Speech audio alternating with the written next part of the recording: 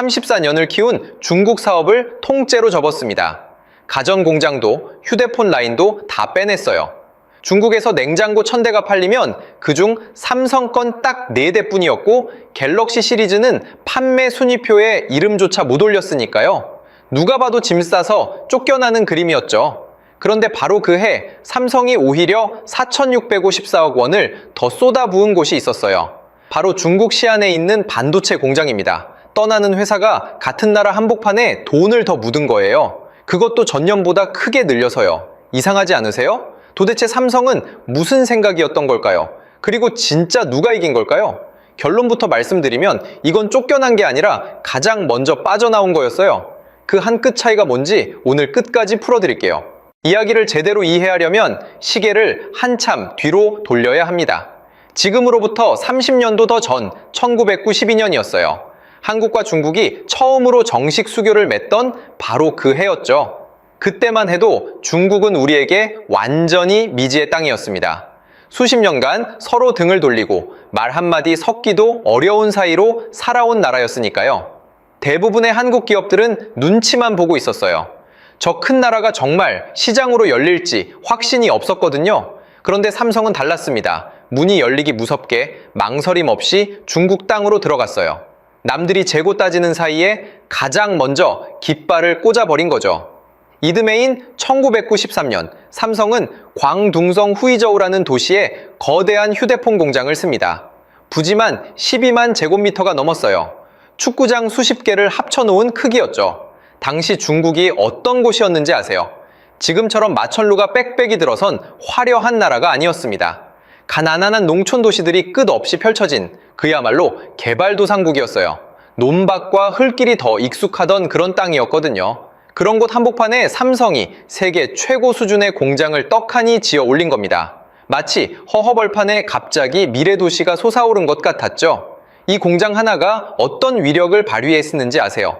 후이저우라는 도시 전체를 무려 30년 가까이 먹여 살렸어요. 한번 상상해 보세요. 아침마다 도시 곳곳에서 삼성 통근버스가 끝도 없이 줄을 지어 공장으로 들어갑니다. 수만 명이 그 버스에 몸을 싣고 출근했죠. 공장 정문 앞 골목엔 식당이 빼곡하게 들어찼어요. 점심시간 종이 울리면 삼성 작업복을 입은 사람들이 한꺼번에 쏟아져 나옵니다. 거리가 순식간에 발 디딜 틈 없이 꽉 차버렸거든요. 식당도, 문구점도, 슈퍼도, 노래방도, 미용실도 전부 삼성 직원들 지갑만 바라보고 장사를 했습니다. 월급날이면 골목 전체가 들썩였어요. 그러니까 후이저우라는 도시 자체가 삼성을 심장으로 두고 돌아가던 하나의 거대한 마을이었던 거예요.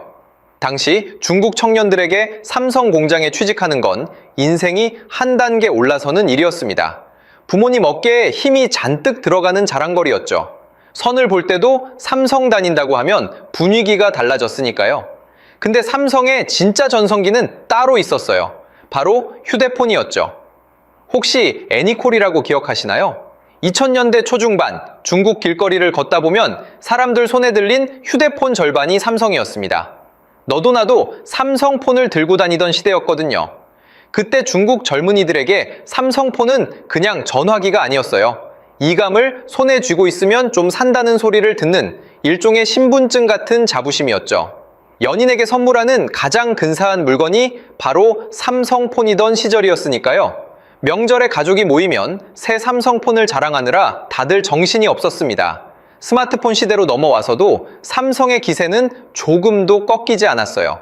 2013년 무렵엔 갤럭시가 중국 스마트폰 시장에서 점유율 약 20%로 당당히 1등을 찍었습니다.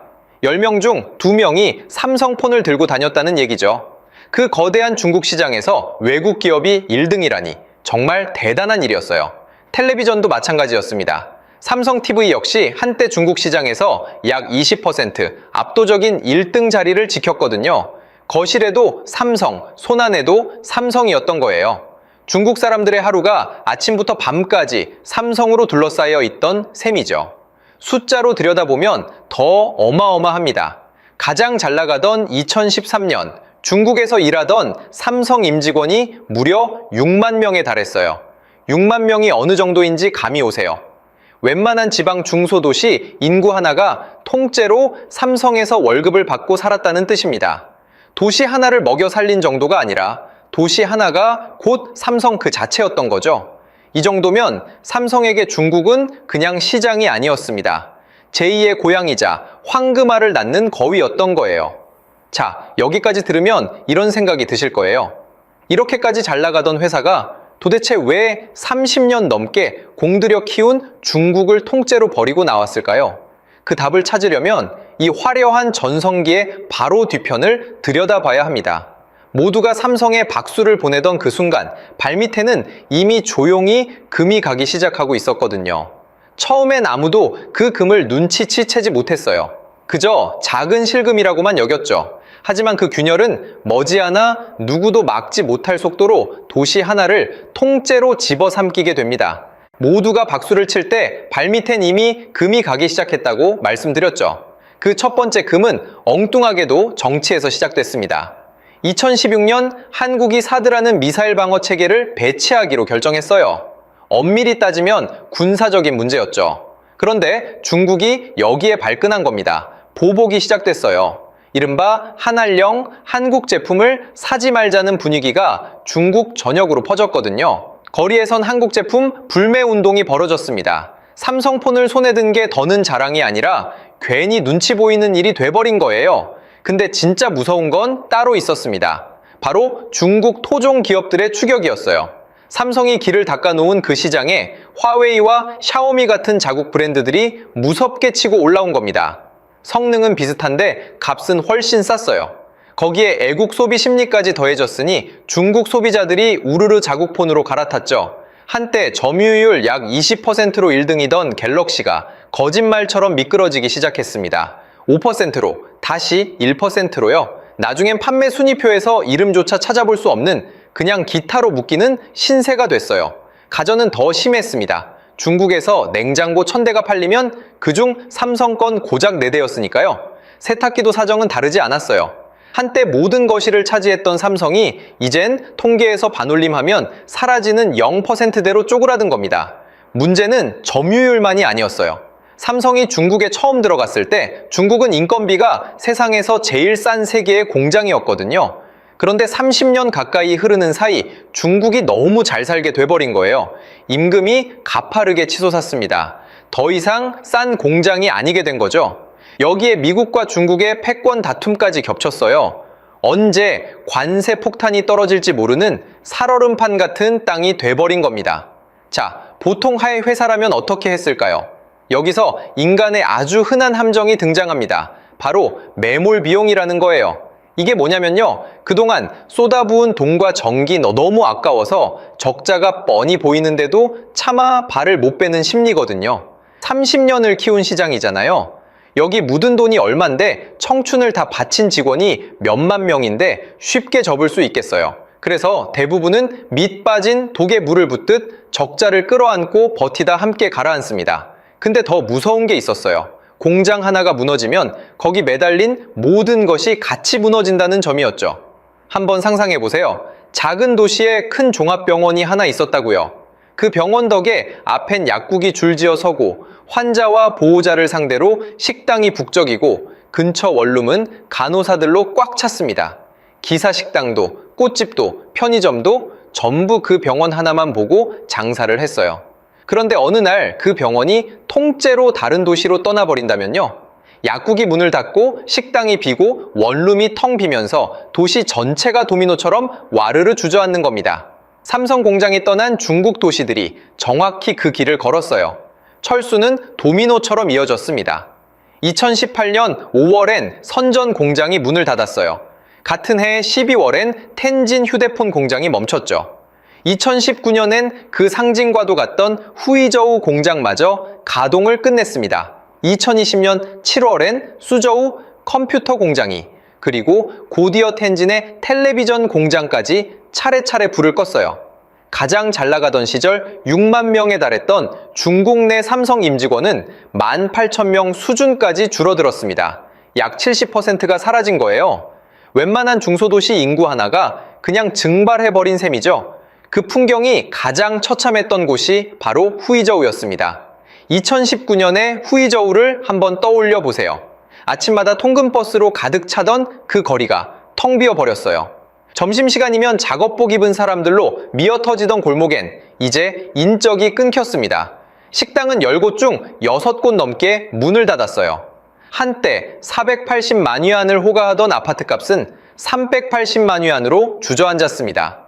30년을 삼성과 함께 호흡하던 도시가 그야말로 유령 도시가 돼버린 거예요. 이쯤 되면 삼성 안에서도 비장한 말이 흘러나왔습니다. 죽기를 각오하면 오히려 산다는 사즉생이라는 말이었어요. 회사 전체가 더없이 독해진 마음으로 위기를 정면으로 마주하고 있다는 그런 신호였죠. 자, 여기까지가 세상이 본 그림이었습니다. 점유율은 0%대로 무너지고 공장은 줄줄이 문을 닫고 도시는 유령 도시가 됐어요. 누가 봐도 완패였습니다. 언론도 전문가도 중국 사람들도 다들 입을 모아 말했어요. 삼성이 결국 중국에서 비참하게 쫓겨났다고요? 그런데 말입니다.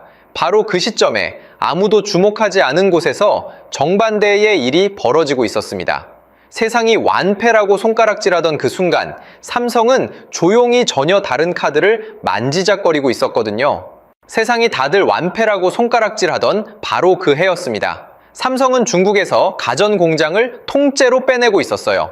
그런데 같은 시기 중국의 어느 한 곳에는 오히려 돈을 더 쏟아붓고 있었습니다. 바로 시안에 있는 반도체 공장이었어요. 무려 4,654억 원을 집행했거든요. 그것도 전년보다 크게 늘린 금액이었습니다. 이상하지 않으세요? 떠나는 회사가 같은 나라 한복판에 돈을 더 묻은 거예요. 근데 이 시안 공장이 어떤 곳인지 알면 그 모순이 단번에 풀립니다. 이 공장 한 곳이 삼성 전체 낸드 플래시 생산의 약 40%를 책임지고 있었거든요. 게다가 삼성이 해외에 둔 유일한 반도체 생산 거점이었습니다. 낸드 플래시가 뭐냐면요. 여러분, USB나 휴대폰 안에 들어가서 사진과 영상을 저장하는 바로 그 메모리 칩이에요. 겉으로는 잘 안 보이죠. 근데 이게 진짜 돈이 되는 마진 큰 본업이었던 겁니다. 숫자로 보면 차이가 더 선명해집니다. 중국에서 빼던 텔레비전과 생활가전 부문은 그 무렵 적자로 돌아섰어요. 반면 낸드 같은 메모리 반도체는 어땠을까요? 삼성과 SK 두 회사의 영업이익 전망치를 합치면 무려 약 116조 원에 달했습니다. 이 가운데 삼성 목만 약 72조 원으로 추정됐어요. 한쪽은 피를 흘리고 다른 한쪽은 금맥을 캐고 있었던 거죠. 전문가들의 평가도 다르지 않았습니다. 글로벌 시장 조사업체 IDC는 삼성이 프리미엄에 집중하고 메모리 협상력을 쥐고 있어서 위기 대응에 오히려 유리하다고 짚었어요. 또 다른 조사업체 옴디아의 집계를 보면 삼성은 세계 텔레비전 시장에서 20년 연속 1등을 지켰습니다. 특히 2,500달러가 넘는 초고가 프리미엄 텔레비전에선 점유율이 54.3%나 됐어요. 값싼 시장은 내줬지만 돈 되는 윗동네는 오히려 더 꽉 쥐고 있었던 겁니다.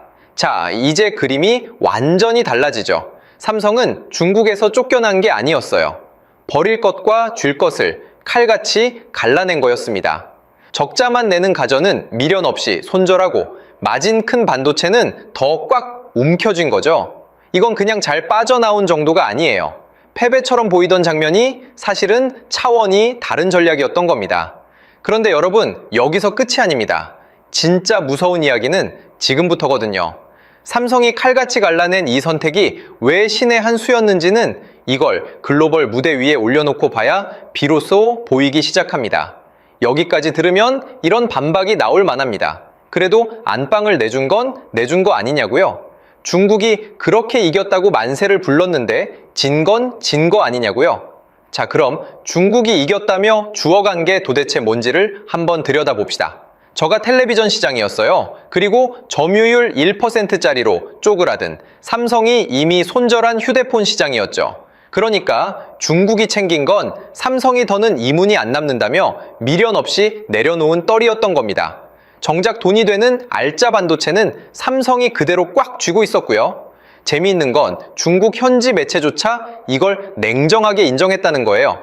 삼성이 가격을 못 맞췄고 고급 시장을 못 지켰고 변화 속도를 못 따라갔다고요. 근데 이 말 뒤집어 보면 이런 뜻이거든요.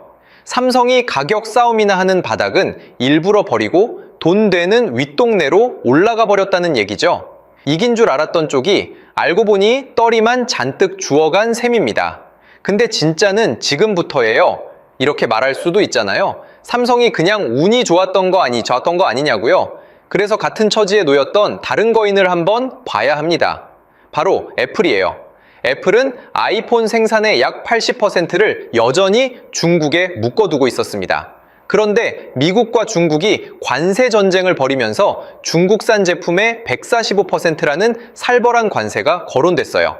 생산을 중국에 잔뜩 걸어둔 쪽은 그 폭탄을 정면으로 맞을 위험에 노출된 거죠.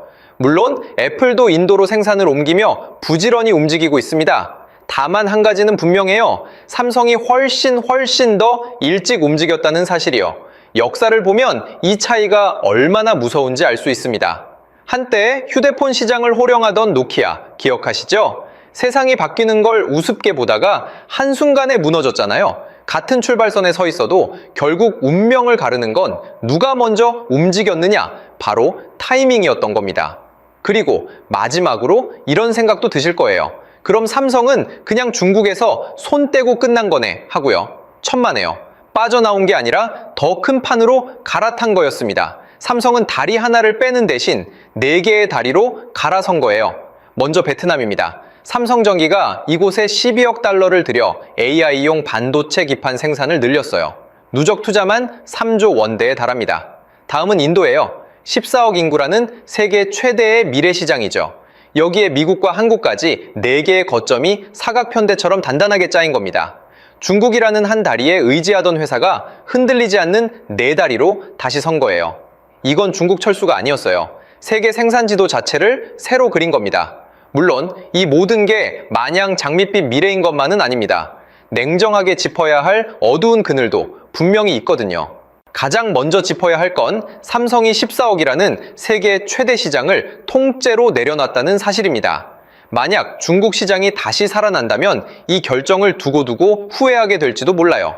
다만 적자만 쌓이는 사업을 끌어안고 버티는 것보다는 자원을 알짜로 재배치하는 쪽이 훨씬 합리적이죠.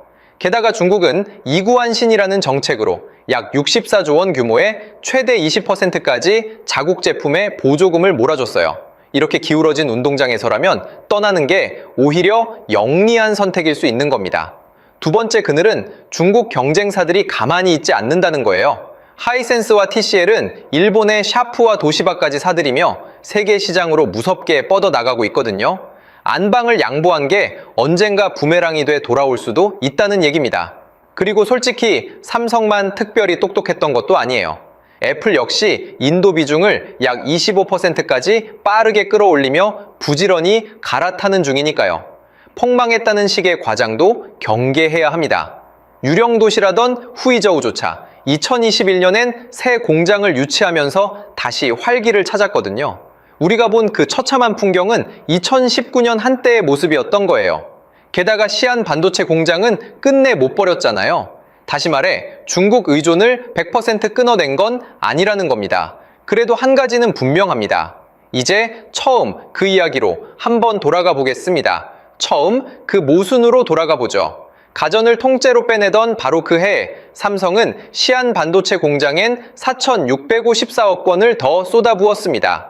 갤럭시는 판매 순위표에서 이름조차 지워졌고 냉장고는 1000대 중 겨우 4대만 팔리던 그 시점에 말이죠. 떠나는 회사가 같은 나라의 돈을 더 묻는다니 분명 앞뒤가 안 맞아 보였어요. 근데 이제는 아시겠죠? 그건 모순이 아니라 치밀하게 짜인 설계였습니다. 버릴 적자는 미련 없이 버리고 쥘 알짜는 더 꽉 쥐기 위한 칼 같은 선택이었던 거예요. 한때 삼성은 후이저우 거리를 통근버스로 가득 채웠습니다. 중국 길거리를 애니콜로 뒤덮으며 우리가 여기서 1등이라는 자부심을 누렸죠. 그 자부심이 이번엔 전혀 다른 얼굴로 돌아왔습니다. 버틸 줄 아는 힘이 아니라 버릴 줄 아는 결단이라는 훨씬 더 단단한 자부심으로요. 진짜 승부를 가른 건 끝까지 버티는 고집이 아니었어요. 아니다 싶을 때 과감히 돌아설 줄 아는 바로 그 결단이었던 겁니다. 그리고 삼성이 빠져나온 그 자리엔 이제 베트남과 인도가 새로운 잔치를 벌이고 있어요. 세계 생산 지도가 우리 눈앞에서 다시 그려지고 있는 거죠. 다음에 휴대폰이나 USB의 저장 용량을 무심코 확인하시거든 한번 떠올려 보세요. 그 작은 칩 하나에 한 기업이 30년 안방을 내주고도 웃을 수 있었던 비밀이 담겨 있다는 걸요. 정들고 돈 들인 걸 그래도 과감히 돌려낼 수 있는 용기. 어쩌면 그게 삼성을 살린 진짜 힘이었습니다. 자, 그럼 여러분께 묻고 싶어요. 여러분이라면 30년을 키운 시장을 이렇게 미련 없이 버릴 수 있었을까요? 댓글로 여러분의 생각을 들려주세요. 다음 이야기는 더 흥미롭습니다. 삼성은 이렇게 먼저 빠져나왔는데 애플은 왜 아직도 중국에 발목이 잡혀 있는지, 그리고 삼성이 모든 걸 건 베트남과 인도에선 또 어떤 전쟁이 벌어지고 있는지 궁금하시다면 좋아요와 구독으로 함께 해주세요. 다음 영상에서 만나요.